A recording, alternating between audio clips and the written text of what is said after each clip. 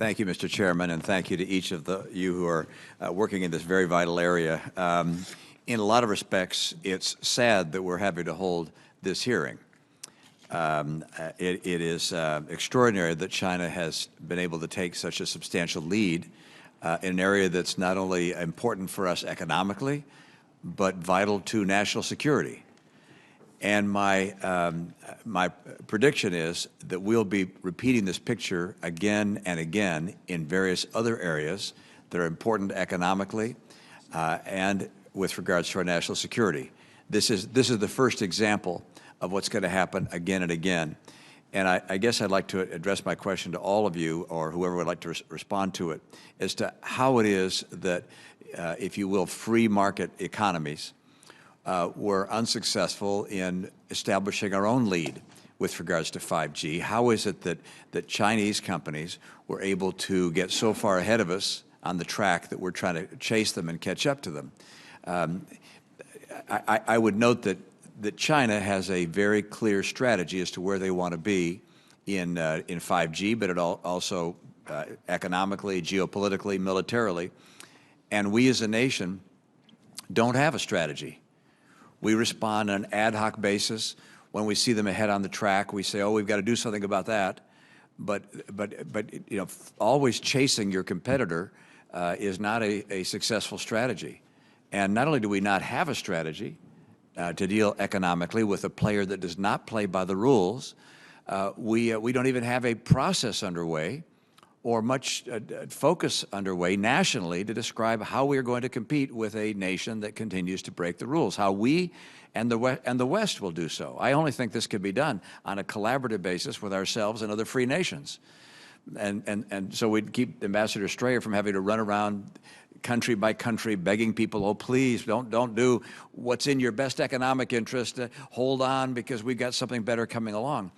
This just doesn't make sense as a strategy for our nation. So I'll go back to my question and say, how is it we got so far behind on 5G with such extraordinary companies, in many cases not in the U.S., but companies in South Korea, companies in the EU that participate in this area? How did China get such a big lead? Why did we let them get so far ahead? If I may start, Senator. You know, I would say at the front end that we do have roughly a general strategic guidance from our national cyber strategy, and we are taking on China across a range of areas, especially holding them accountable for their inability or their reluctance to implement the rules-based international order that they agreed to when we let them accede to the WTO. And I think it's also important in 5G to recognize that Cisco, Intel, Qualcomm are world leaders in the technology. What we don't produce is the hardware that forms this radio access network. And we're quickly moving that direction, thinking about how we can virtualize more functions and moving to the area where we'll be really strong, which is in software with more generic hardware.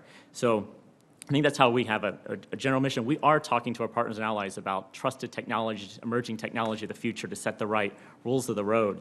But fundamentally, these Chinese companies are not competing in any type of capitalist system of free and fair markets. They're being subsidized substantially. So we need to think about targeted R&D and efforts to work with our allies to see how we can each play to our best of our strengths. Yeah, thank you. I think, as Ambassador Strayer mentioned, I think we're kind of in a blip. The piece that the Chinese own the most is the radio access network. I think, given some of the comments, in particular, Commissioner Rosenworcel mentioned about focusing on virtualization and open radio access networks, I think if we were to hold this hearing in a year to 18 months to 24 months, completely different conversation about the options, trusted options available in the marketplace. So what we've got to do is make sure that we sync up the timelines, particularly on an international basis. I encourage everyone, if you haven't already, go look at the Huawei Oversight Board report that the UK issued earlier this year. It's a pretty damning document in terms of an evaluation of the security quality of Huawei products. And this is from a country that's been assessing technically, from a cybersecurity perspective, the quality of Huawei products now for 10 years. First, they say not much improvement over that 10-year period. Moreover, the transformation plan that Huawei has issued indicates that, by their own admission, Huawei's own public estimates are that this transformation to bring Huawei's equipment to a commercially reasonable cybersecurity posture will take 3 to 5 years. This is sufficient evidence for us as Rob goes around the world and talks about don't make a bad decision now, you'll be paying for it for the next 10 years. This is the sort of evidence we need to say, hold on, let's work and let's incentivize this alternative trusted vendor base to emerge, to flourish.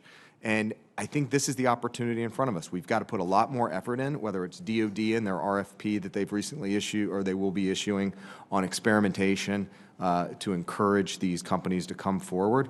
There is great opportunity in front of us. Again, my hope is that a year from now, a little bit more than that, different conversation. And just to echo those comments, at the Department of Commerce, we really look to answer that question, if not them, then who?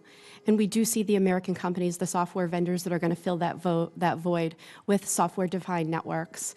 You also often hear that the Chinese send swarms of people to the standards body and they vote in block, whereas we go, work with our partners, work with industry, but that's where you're going to get the best product. So I think as we discuss what is the answer to our success, how do we win the race to 5G? It's not being more like them, it's doubling down on us. So that's what we're focusing on and collaborating together on. Thank you. Well, Senator, I think you're right.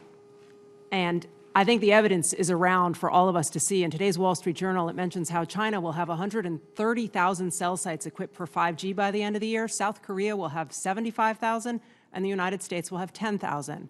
The truth is we've rested on our 4G laurels, and that's not a good place to sit. And if I had to choose one thing that we should change right now, we need a spectrum strategy that makes sure 5G service gets to everyone all across the country.